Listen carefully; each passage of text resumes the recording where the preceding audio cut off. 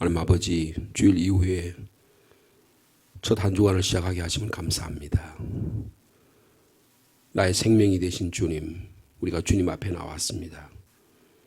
주님의 보혈의 피로 죄를 정결케 하시고 날마다 주를 찬송하며 주의 사랑의 줄을 굳게 잡고 이 한 주간도 살아가기를 원합니다.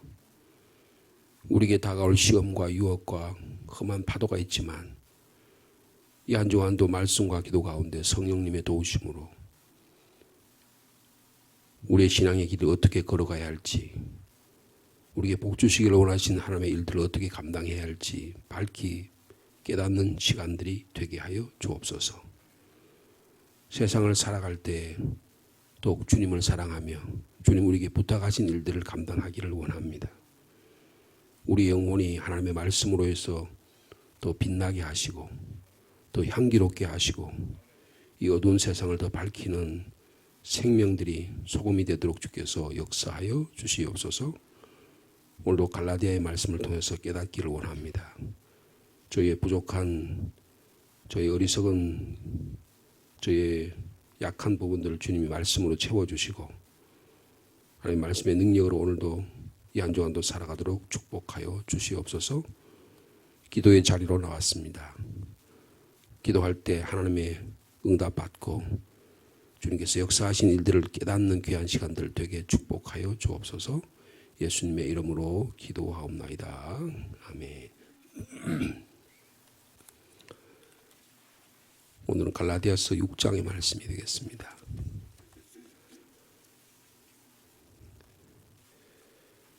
갈라디아서 6장 1절에서 10절까지 말씀입니다.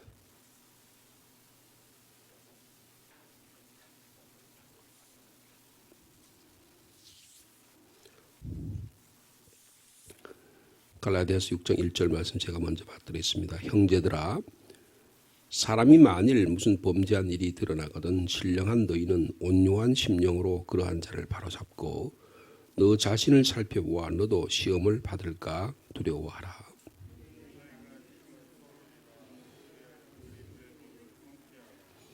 만일 누가 아무것도 되지 못하고 된 줄로 생각하면 스스로 속임이라.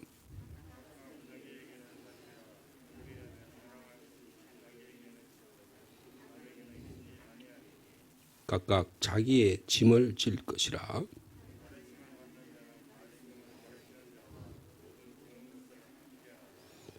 스스로 속이지 말라. 하나님은 업신여김을 받지 아니하시나니 사람이 무엇으로 심든지 그대로 거두리라.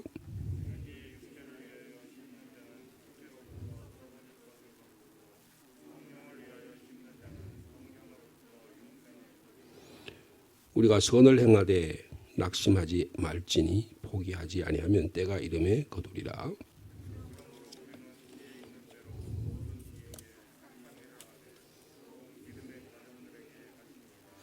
아멘.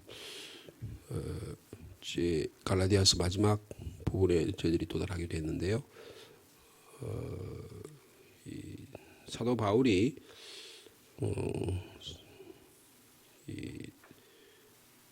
영적인 신앙생활에 두 가지 종류가 있다고 말씀했죠. 하나는 육적인 일을 따라가는 거냐 아니면 성령을 따라가는 삶이냐에 따라서 전혀 다른 삶을 산다. 그렇게 말씀을 했습니다. 5장 25절에 보니까 우리가 성령으로 따라 살면은 성령으로 행할 것인 거리와 헛된 영광을 구하여 서로 노엽게 하거나 하며 서로 투기하게 되면 서로 멸망한다. 그런 말씀을 교훈한 바가 있습니다. 그러니까 갈라디아 교회 안에 끊임없이 자기 개인이나 혹은 교회 공동체 안에 지체들 안에 이런 갈등이 있었다는 것을 말씀해 주고 있는 것입니다. 그러면서 어떻게 하면 특별히 성령의 열매에 대해서 말씀한 바가 있었죠. 5장 22절과 23절에 오직 성령의 열매를 9가지 열매를 말씀해 주셨는데 그러면 구체적으로 이 성령의 열매를 어떻게 맺어가는 삶이 거룩한 삶인가 하는 것을 사도 바울이 그 신뢰를 들어서 6장에서 말씀을 하고 있습니다. 근데 이 신뢰가 뭐냐 하면 뭐 거룩하고 뭐 영적이고 뭐 이런 이야기를 하는 게 아니고 두 가지는 대인 관계예요. 우리의 성령의 열매가 맺어가야 될 대상이 뭐냐 하면 구체적인 삶의 정황이 뭐냐 하면 사랑과의 관계라는 거예요. 사랑과의 관계에서 성령의 열매가 맺어가야 된다. 그리고 두 번째는 물질 문제입니다. 우리가 사용하는 돈을 어떻게 사용하느냐. 하나는 더 조금 더 말하면 시간. 이 세 가지 관계가 안에서 성령의 열매가 맺어가야 아주 구체적인 거룩한 삶을 살 수 있다는 거예요. 근데 우리는 자꾸 내면으로 들어가서 자기 이 현실과 동떨어지게 이런 것과 관계없이 그런 정신적인 것, 영적인 것 이런 것이 거룩한 삶이라고 생각하지만 실질적인 우리의 삶에서는 구체적인 사랑과의 관계에서 하나님의 거룩함이 드러나야 된다. 그리고 또 자기의 시간을 어떻게 사용하고 그리고 내가 갖고 있는 물질을 어떻게 사용하느냐가 중요하다는 것을 말씀하고 있습니다. 여러분 이것은 굉장히 놀라운 사실이에요. 기독교 역사를 보면요. 오히려 이런 것은 점점 등한시하고 오히려 자꾸 속세에서 떠나서 교회 안으로 자꾸 피해 들어온다든지 매일 월요일부터 토요일까지 삶을 어떻게 치밀하고 투철하고 힘있게 살아갈 거냐에 대해서 별로 관심이 없이 주일날 교회 안에서 어떻게 살 거냐 이렇게 그래서 자꾸 후퇴한다고요. 그런데 사도 바울은 그렇지 않아요. 오히려 성령의 삶, 성령의 열매를 맺어가는 삶은 더 구체적으로는 자기가 만나는 사람과의 관계에서 예를 들어서 어려운 관계가 있을 수 있잖아요. 그러면 그 관계를 어떻게 하나님께서 극복하기를 원하신가 하는 것을 통해서 대면해서 이 관계를 뚫고 나가서 이 관계를 이길 수 있도록 하는 일이 중요하다는 거예요. 되게 어려운 일이잖아요. 너무너무 힘든 일일 수 있습니다. 그냥 아예 안 보면 낫겠지. 그런 생각을 우리가 얼마나 많이 하게 됩니까? 그런데 사도 바울은 그렇게 말씀하고 있지 않습니다. 성령의 열매를 9가지 열매를 맺은 그리스도인의 삶이 어떤 삶인가? 대인관계와 돈의 사용에 대해서 말하므로 우리가 영적인 깊이가 깊어질 수 있고 넓어질 수 있고 많아질 수 있다라고 말하고 있다는 사실입니다. 여러분 우리 성령의 열매에 대해서 쉽게 말할 수 있어요. 사랑과 온유와 절제와 굉장히 다 주상적인 개념들이에요. 말은 쉽게 할 수 있어요. 그런데 이걸 구체적인 삶에 적용시키는 일은 대단히 어렵습니다.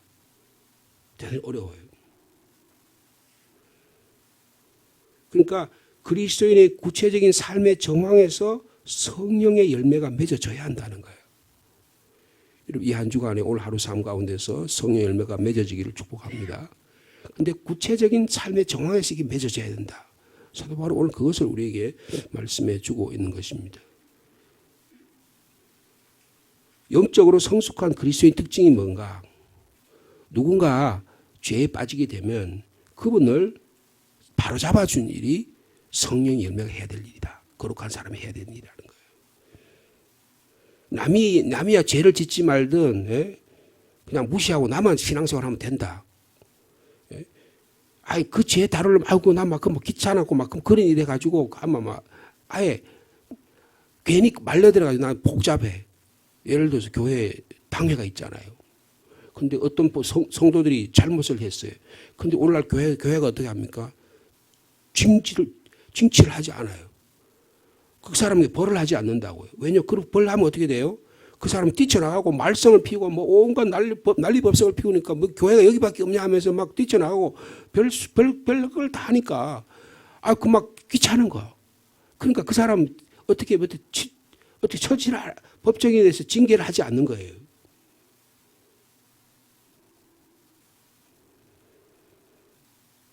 그럼 어떻게 되겠습니까? 또 예를 들면 아니면 죄를 아예 폭로해가지고 저 인간이 막 그냥 사회적으로 매장시켜버려야겠다. 또 그렇게 할 수도 있어요. 그런데 성숙한 그리스도인이 뭐냐? 남의 죄를 짓든 말든 그 죄를 다루는 것을 거부하거나 아니면 죄를 통해서 자기 우월감을 드러내가 이렇게 해서는 안 된다는 거예요. 그럼 어떻게 해야 되느냐? 누군가의 죄에 빠지면 그 죄에 빠진 사람들을 잘못을 저지른 동료들을 회복시키는 일에 관심을 가져야 된다는 거예요. 여러분 그게 1절의 말씀에 들어있습니다. 1절의 말씀 다시 한번 같이 읽겠습니다. 시작. 형제들아 사람이 만일 무슨 범죄한 일이 드러나거든 신령한 너희는 온유한 심령으로 그러한 자를 바로잡고 너 자신을 살펴보아 너도 시험을 받을까 두려워하라. 동료를 회복시키는 일이 중요한데요. 죄에 빠진 사람을 회복시켜야 된다는 거예요. 여기 보면 범죄한 일이 드러나고 신령한 온유한 심령 그런 자를 바로잡으라란 말이에요. 바로잡는다란 말의 이 원래 뜻은 뼈가 이렇게 골절이 되잖아요. 뼈가 어긋나자는 거 어떻게 해? 그러면 이거를 뚜둑 해가지고 다시 맞춰줘야 되잖아요. 그죠? 그러니까 골절된 뼈를 제자리에 돌려놓는 그런 일을 하라 그 말이에요. 다시 말하면 뭡니까? 처벌이 아니라 회복이라는 거예요. 우리 안에 다 골절된 부분이 있어요. 우리의 신체적인 골절, 사람과의 관계에서 오는 골절 혹은 감정적인 어떤 골에서 깊이 상처난 것들 이런 것들이 우리 안에 다 들어있거든요. 근데 그걸 어떻게 해요? 교회는 회복시키는 일을 해야 한다는 거예요. 그걸 처벌하고 드러내고 막 주변에 돌아다니면서 막 그 사람 막 욕하고 눈빛을 줘가지고 사람에게 그냥 교회 신앙생활 못하게 만들고 여러분 이것은 세상 사람들로 하는 것보다 더 못하다는 거예요. 교회 안에 그런 일이 비일비재하게 일어나잖아요. 근데 사도 바울이 하신 말씀은 뭡니까? 그 빠진 사람을 올바로 골절될 상태를 회복시켜서 다시금 교회 안으로 들어와서 신앙생활을 할 수 있도록 하는 일이 중요하다는 것입니다. 근데 그게 누가 하는 일이냐? 보세요. 사람이 무슨 범죄한 일이 드러나거든. 누가 한다고요? 신령한 너희는 그들을 바로잡으라 그랬어요. 이런 신령한 사람이라고 말했습니다. 회복시키는 영적인 사람이에요. 성령의 사람이 해야 되는 거예요. 아직 성숙하지 못하고 아직 자기 자신도 돌볼 줄 모르는 사람이 어린아이와 같은 사람이 그 일을 하면 어떻게 돼요? 삐그덕삐그덕 오히려 훨씬 더 문제만 많아지는 거예요. 자기 자신을 돌아볼 줄 능력이 갖지 못한 사람, 자기 회복에 대한 사랑에 대한 회복에 대한 관심이 별로 없는 사람이 내가 일을 하겠다고 일을 나서면 어떻게 돼요? 다 일을 완전히 거스르는 거예요. 아니 의사 면허증이 없는 사람이 사람 곤친다고 하면 어떻게 되겠습니까? 완전히 엉망되잖아요. 제대로 진찰을 해가지고 제대로 무슨 문제가 있고 해가지고 그렇게 되느냐 하고 정확히 바라봐야 되는데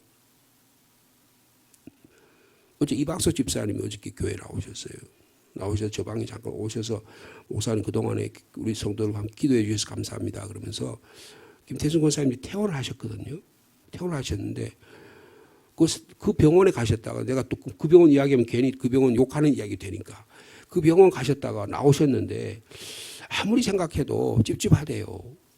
그래서 오늘 아산병원으로 옮기셨대요. 이것도 아니고 저것도 아니고 뭐 한 몇 주를 기다리는데 아무 처방도 그냥 가만히 기다리라고 하는데 그게 좋은 방법일 수도 있을 수도 있겠지만 그래서 확인차 오늘 아산병원에 가신다 그러더라고요. 마치 예약이 돼가지고 가신다 그러더라고요. 돌팔이가 의사가 제대로 진단을 해가지고 처방을 정확하게 해야지만 병이 나을 수 있는데 처벌하기만 오히려 한다 그래서 상대방 다리를 부러뜨린다든가 상대방 마음을 심령을 또 아프게 만든다든가 그럼 어떻게 하겠냐는 거예요. 회복시킨 일은 신령한 너희들이 해야 된다 그랬습니다. 이게 무슨 말입니까? 우리가 하나님의 것으로 가득 차야 하나님 말씀으로 채워져야 그런 일을 감당할 수 있다는 것입니다. 오늘 하루의 삶 가운데 이 한 주간의 삶 가운데 저와 여러분 가운데 하나님의 신령한 것으로 가득 채워지기를 축복합니다. 성령의 능력으로 말씀의 능력으로 우리가 채워져야 믿음의 올바른 태도 위에 세워져야 치유하고 회복하는 일을 하나님이 하신다는 거예요. 교회가 막 엉망진창하게 막 너무너무 혼란스러워. 막 여러 가지 아주 복잡하게 얽혀 있어요. 그런데 자기가 자기를 해결할 수 없는 그런 상황 가운데 그걸 하려고 해결하려고 하면 어떻게 해요? 지는 그러면 어떻게 되겠습니까? 안 되는 거 아니에요. 여러분 빌립보 교회 안에 유오디아와 순두계라는 분이 있었어요. 교회가 갈등을 일어났습니다. 교회에 그러면 굉장히 중심적인 역할을 감당하는 분이었어요. 그런데 바울이 이 편지를 들어보니까 야 저거 어떻게 해결하냐. 거기 빌립보서 4장에 보면 그 사람 이름은 이야기하지만 당신이 그 문제를 해결해라. 그런 이야기 나와요. 근데 그분이야말로 사람들이 다 존경을 받는 거예요. 유오디아한테도 야 그분이 나를 중개해주고 순두개한테도 그분이 나를 중개해주면 내가 그분의 이야기를 듣겠다. 교회 안에 그분이 신령한 분이 있다는 거예요. 그런 사람을 통해서 이야기한다는데. 근데 대부분 문제라면 신령하지 않은 사람 자꾸 나오려고 그래. 자기 안에 영적으로 온전해서 인격적으로 존경을 받고 야 그분이 해야 된다고 생각할 그런 분이 나서지 않고 자기가 먼저 나서서 그 일을 해결하려고 그래. 그래서는 안 된다는 거예요. 그럼 어떻게 해야 되느냐. 그 신령한 사람이 해야 되는 방법에 대해서 말씀하고 있습니다. 다시 1절 말씀 다시 읽겠습니다. 시작. 형제들아 사람이 만일 무슨 범죄한 일이 드러나거든 신령한 너는 어떻게 한다고요? 온유한 심령으로 그러한 자를 바로잡으라. 여러분 성령의 열매 가운데 온유가 있잖아요. 그 성령의 열매를 이렇게 적용하라 그 말이에요. 구체적으로. 온유함으로 부드러움으로 돌보라는 거예요.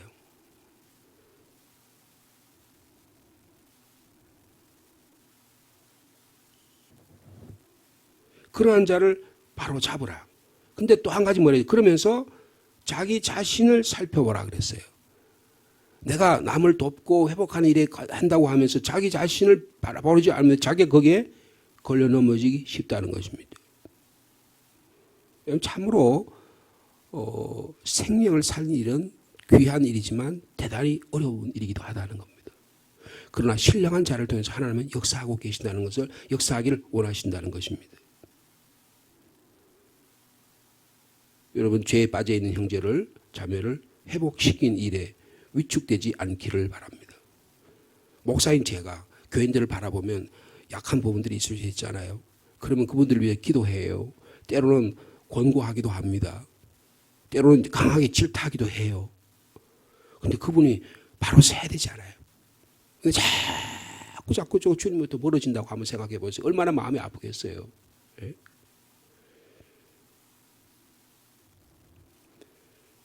여러분 온유한 심령을 갖는 저와 여러분 되길 바랍니다. 서로 짐을 지고 서로 사랑하는 마음으로 하면 죄에 빠진 형제 자매를 회복시키는 일이 일어나게 되게 될 줄로 믿습니다. 자, 2절 말씀 계속 읽겠습니다. 너희가 짐을 서로 지라 그리하여 그리스도의 법을 성취하라.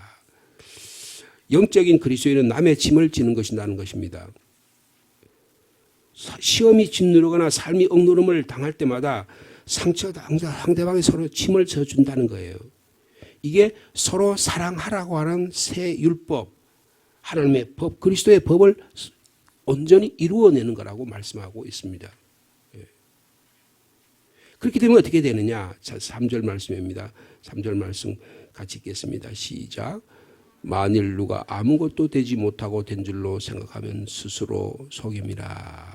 그리스도의 법을 성취함으로 성도는 우리가 어떤 우리 자신의 잘못에서부터 벗어날 수 있다는 거예요. 그게 뭐냐 하면 자기 자신이 다른 사람보다 더 중요한 사람이다. 이런 자만심에서부터 자기 만족에서부터 생색내기에서부터 벗어나야 된다는 거예요. 일을 하다 보면 은연중에 자기를 드러내는 사람이 있어요. 이거 되게 조심해야 되는 겁니다. 아이고 결국은 지가 드러내려고 저런 일을 하지. 그런 말을 듣지 말아야 된다는 거예요.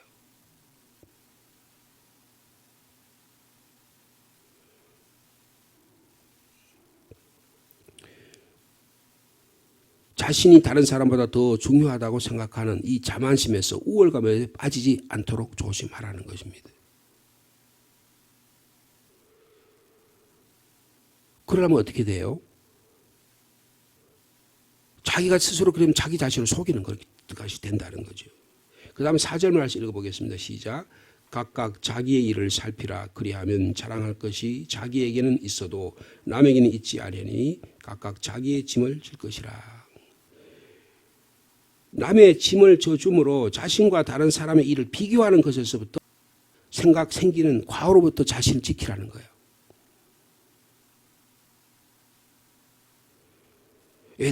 남의 점을 져주니까 다른 사람의 일이 야, 그 사람 그렇게 잘하는구나. 내가 그래도 괜찮지. 이런 비교 의식으로부터 벗어나야 된다는 거예요.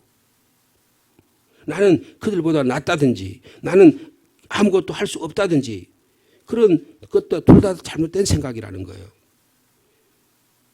서로 비교하는 것, 다른 사람을 상대방을 척도해서 야, 저 사람이 나보다 낫다. 아, 저 사람은 나보다 못하다. 이 사람을 비교의 척도의 대상으로 삼아서는 안 된다는 거예요. 그럼 어떻게 해요? 항상 주님을 바라봐야 돼요. 항상 주님을 바라보는 눈으로 해야 된다는 거죠. 그래서 각각 자기의 일을 살펴보라고 그렇게 말씀하고 있는 것입니다. 그러니까 주님의 예수 그리스도께서 하신 삶의 모습, 온유하신 그 모습을 토대로 해서 우리의 삶을 바라봐야지. 다른 사람의 관점을 가지고 바라보면 늘 비교의 상대가 돼요. 그러면 자만심에 빠지거나 아니면 무력감에 빠지거나 아니면 오만함에 빠지거나 생색내기에 빠지거나 이런 과오로 빠질 가능성이 많다는 것입니다. 그래서 괜히 그런 일 관련했다가 막 교회가 더 어려운 일이 있을 때 경우가 상당히 많지 않아요. 그죠? 왜? 성숙한 삶의 모습이 성령으로 성숙한 삶의 모습이 갖춰지지 않는 상태에서 그런 일을 감당하니까 그런 일이 일어난다는 것입니다. 그러니까 각각 자기의 일을 살펴보라라고 하는 말은 마치 그 문방에서 말이에요. 순이냐 순금이냐 아니면 순은이냐를 갈려내는 그런 아주 정밀함이 필요하듯이 우리의 삶 속에도 그런 영적인 분별함이 필요하다는 거예요. 그러니까 뭐예요? 아, 내가 주님 앞에 늘 부족하다는 그런 의식을 갖고 있는 사람이 그런 일을 감당해야 그래야지. 예? 그런 말씀 앞에서 자기 자신 늘 부족하다는 것을 깨닫는 그 사람이 그 은혜를 가지고 할 때 그 상황을 올바로 치우시고 회복시키는 능력이 일어나게 된다는 것입니다. 여러분, 이런 일을 감당함으로 우리 안에 진정한 기쁨이 일어나는 오늘 하루의 삶이, 오늘 한 주간의 삶이 되기를 축복합니다. 그러므로 우리는요, 내 자신도 너무 부당하게 학대할 필요가 없어요. 자기 자신을 너무 우월하게 생각할 것도 없어요. 늘 주님의 말씀 앞에서 스스로를 자기를 잘 바라보는 지혜로운 우리의 삶이 되어야 한다는 거예요. 그래서 5절에 그렇게 말했잖아요. 각각 자기의 짐을 질 것이라. 2절에 보면 여러분 짐을 너희가 짐을 서로 지라 그런 말이 있죠. 여기 짐이란 말이 나왔어요. 5절에도 보면 각각 자기의 짐을 질 것이라 짐이란 말이라. 여기 짐이란 말이 나오는데 2절에 나오는 짐하고 5절에 나오는 짐이 좀 다릅니다. 2절에 나오는 짐은요. 이거는 바레라고 하는 짐인데 이거는 인간의 능력으로 인간의 자기 힘으로 질 수 없는 거예요. 그런 짐이 있어요. 죄악의 짐을 짚는 거예요. 근데 4절에 5절에 나오는 자기 짐을 지라 이거는 포르치온이라는 짐인데 이거는 화물을 움직일 수 있는 거예요. 화물을 실어라는데 그거를 옮길 수 있는 그런 짐이 있잖아요. 대부분 다 옮길 수 있는 짐이잖아요. 그죠? 그런 짐을 어떻게 해요? 자기 짐을, 자기의 부족함을 들어보는 거예요. 그래서 자신을 살펴보는 거예요. 그래서 스스로의 자기의 잘못을 부족함을 알게 되면 그 부족함을 스스로 책임져서 그 짐을 자기가 드러내는 거예요. 그럴 짐이 있어요. 그런데 그 짐은 누가 드러내야 돼요? 내가 드러내야 되는 거예요. 내가 해야 될 책임과 내가 해야 될 일들을 통해서 그 일을 해야 돼. 근데 그거는 자기를 가만히 놔두면 어떻게 돼요? 그건 남이 드러내야 될 짐이 아닙니다. 근데 앞에 있는 짐은 뭐냐면 상대방이 못 드러내요. 자기 너무 무거운 짐이 있을 때 도저히 할 수 없어요. 그럼 어떻게 해요? 서로 짐을 져줘서 무거운 제 짐을 서로 기도해주고 서로 권면하고 그렇고 회개함으로 인해서 그 짐을 덜어주는 그런 일이 있어야 된다는 거예요. 그러나 그런 능력이 신령한 능력이 있는 사람은 그 가운데서 그런 일을 하면서도 자기 안에 있는 짐들을 자기가 스스로 드러내는 그런 능력을 가져야 된다는 거예요. 사도 바울이 참 이 갈라디아서 말씀을 묵상해 보면서 얼마나 성도들의 갈라디아 교인들의 성도 한 사람 한 사람의 영적 상황을 알고 있느냐를 바라볼 수 있는 것입니다.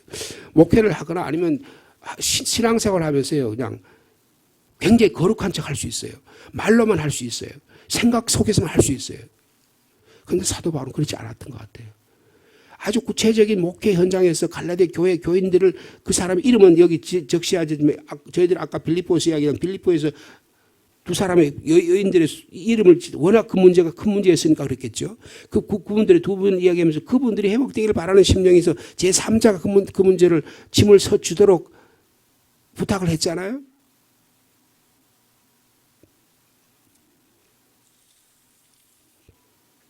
여러분 우리 가운데 그런 치유 회복의 역사가 일어나는 우리 교회가 되기를 원합니다. 그 다음에 오늘 6절 말씀부터 보면요. 6절 말씀 우리 같이 읽겠습니다. 시작. 가르침을 받는 자는 말씀을 가르치는 자와 모든 좋은 것을 함께 하라. 여기 내용을 보면 모든 좋은 것을 함께 하라 그랬어요. 사도 바울은요. 성령의 거룩한 삶을 물질 사용이라고 하는 구체적인 방법에서 적용하고 있습니다. 여기 모든 좋은 것이라고 하는 시간, 그다음에 정성, 그다음에 물질 이런 걸 다 포함하는 거예요. 학자들 제가 이 본문에 대한 주석을 보니까 대부분의 경우가 이게 되는 것은 교회 안에서 연약한 자들, 특별히 목회자들을 위해서 물질을 지원하고 후원하는 일이 중요하다. 그 이야기를 하는 거예요. 교회에서의 말씀을 가르치는 주의 종들을 도우라는 것입니다. 이런 분이 있어요. 교회 구제사회를 하고 선교사회를 하는데 교회 목회자가 정상적인 생활, 일반적인 정상적인 생활을 하는 데는 별로 관심이 없이 막 해외 선교한다 그래요. 여러분 그거 잘못된 겁니다. 사도 바울 같은 초대교회 같은 경우는 사도 바울 자신은 자기가 천막 생활해서 자기가 자비량을 선교해서 사역을 했어요. 그러니까 왜 당신은 교회 와서 돈 받아가지고 사례비 받고 왜 하냐. 사도 바울처럼 그래 해야지. 여러분 그렇게 하시면 안 돼요. 사도 바울이 하는 이야기는 교회 안에 자기는 그렇게 했지만 나머지 모든 사람들은 교회에서 사례를 들여가지고 교회 생활할 수 있도록 해야 된다는 거예요. 특별히 교회에서 말씀을 가르친 자를 도운 일은 너무나 소중하다는 것입니다. 그리고 그것을 자기의 세상적인 욕망을 위해서 사용하는 것보다는 신령한 하나님의 일을 위해서 사용하는데 거기를 투자를 하라는 거예요.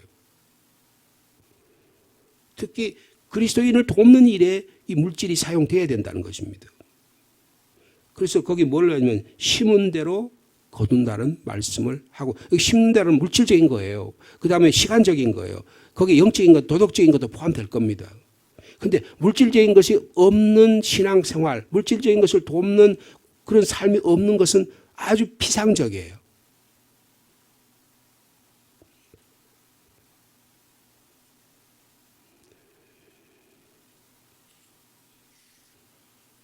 시간이 너무 많이 가가지고요. 여기에 대한 내용을 더 그러니까 다시 말하면 우리의 삶에 있어서 물질과 시간의 사용이 가장 영적이다 그 말이에요. 영적인 것은 막 물질적인 관계없이 막 거룩하고 그런 거 아닙니다. 가장 구체적이고 육체적이고 가장 물질적인 것이 가장 영적이어야 돼요. 여러분 그래서 기독교 안에서 자본주의가 나온 겁니다. 절약하고 절제하고 그래서 그걸 하나님의 나라를 위해 쓰고 주의 종을 위해 쓰고 선교를 위해 쓰고 구제를 위해 쓰고 이런 하나님 일들을 감당해야 되는 거예요. 물질에 대해서 무관한 사람이 있다고 생각하는 물질에 대해서 별로 중요하지 않게 생각하는 분이 있습니다. 여러분 물질이 대단히 중요합니다. 원래 저희들이 교회 예산을 세웠잖아요. 그러면 예산을 세워서 우리가 하면 교인들이 별로 관심도 없어요. 왜? 공동의회라면 관심도 없어요. 다 갚으래요. 그럼 교회가 예산이 어떻게 진행되고 어떻게 되고 재직들이 되는데 재직이 관심이 없어요. 재직이 100명 이상이 넘는데 20, 30명밖에 안 모여서 재직기를 한다고요. 모든 교회들이 그래요. 이게 무슨 말이냐면 물질 관심 없다는 거예요. 여러분 물질에 관심 없으면 어때요? 자기 물질이 제일 관심 많으면서 자기 돈 챙기는 가장 자기 계좌를 한 달에 꼬박꼬박 돈이 들어오냐 사례가 들어오냐 아니면 월급이 들어오냐 여기에 관심이 많으면서 교회에 관심이 물질에 관심이 없다. 관심 없는 게 아니고 나는 그런 신경 안 쓴다는 거예요. 여러분 그거는 잘못된 행동입니다. 여러분 이게 굉장히 중요한 거예요. 굉장히 중요한 거예요. 그러니까 이걸 우리 개인이나 교회 공동체나 가정에서 봤을 때 이걸 물질의 사용과 시간의 사용을 바르게 하라는 거예요. 그런데 그 사용을 하나님의 나라를 위해 투자하고 주의 종들을 위해서 투자하는 교회가 되기를 원합니다. 좋은 것을 심는 일에 큰 방해가 되는 요소가 있어요. 하다가 낙심하는 거예요. 내가 이렇게 하니까 뭐 별로 도움이 안 되네. 그 낙심하는 일이 있어요. 그래서 포기해 버리려고 하는 사람이 있어요. 그렇게 하지 말라는 거예요.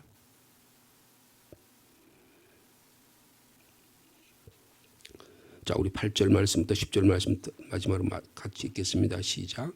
자기의 육체를 위하여 심는 자는 육체로부터 썩어질 것을 거두고 성령을 위하여 심는 자는 성령으로부터 영생을 거두리라. 9절. 우리가 선을 행하되 낙심하지 말지니 포기하지 아니하면 때가 이름에 거두리라. 10절이요. 그러므로 우리는 기회 있는 대로 모든 이에게 착한 일을 하되 또 믿음의 가정들에게 할지니라. 사도 바울이 공고하신 이 말씀대로 오늘 하루를 뜻있게 힘있게 거룩하게 살아가는 여러분 되기를 축복합니다. 주님 감사합니다. 성령으로 사는 일이 어떤 일인지를 사도 바울은 사람을 살린 일에, 연약한 자를 치유하고 회복한 일에, 바로 세운 일에 관심을 가지라고 말씀해 주시니 감사합니다. 우리에게 주신 물질, 우리에게 주신 재능, 우리에게 주신 시간들을 주의 나라를 위하여, 주의 종들을 위하여 사용하라고 말씀해 주시니 감사합니다.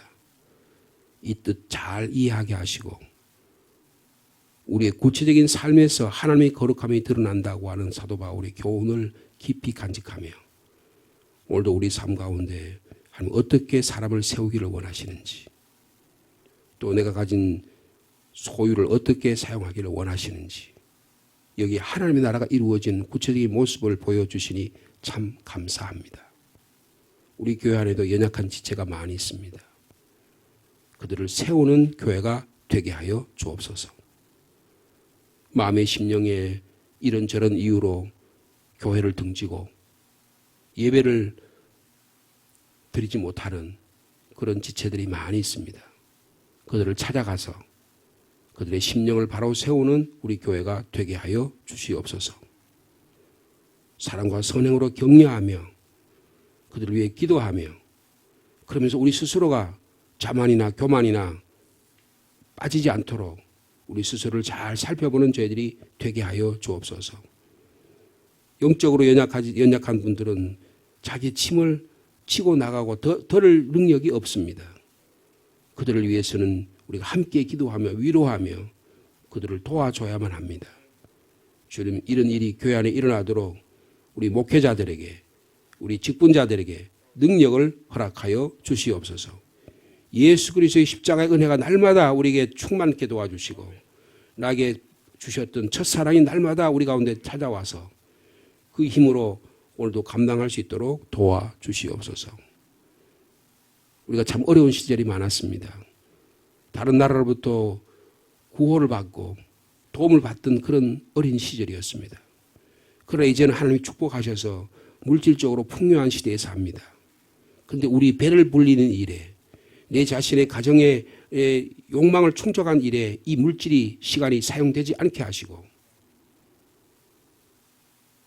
연약한 자, 특별히 하나님의 교회를 위해서, 하나님의 나라를 위해서, 주의 종들을 위해서 섬기는 우리 교회의 물질 시간들이 되도록 주께서 축복하여 주시옵소서. 심은 대로 거둔다고 말씀하였습니다.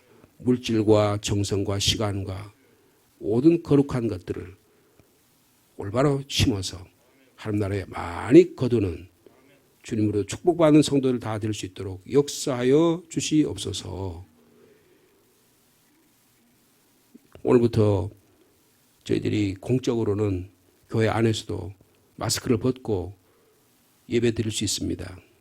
그러나 우리에게 지혜를 주시고 또 이런 일에 대해서 또 코로나가 확산되지 않게 도와주시고, 그러나 더 우리가 예배와 모임 가운데 하나님 나라 잘 만들어가는 그리고 행복한 성도들 다 될 수 있도록 주께서 역사하여 주시옵소서. 우리의 기도의 제목을 가지고 오늘 말씀을 들은 말씀을 깊이 생각하면서 우리의 기도의 제목을 적용할 수 있는 이 아침이 되도록 축복하여 주옵소서. 예수님의 이름으로 기도하옵나이다. 아멘.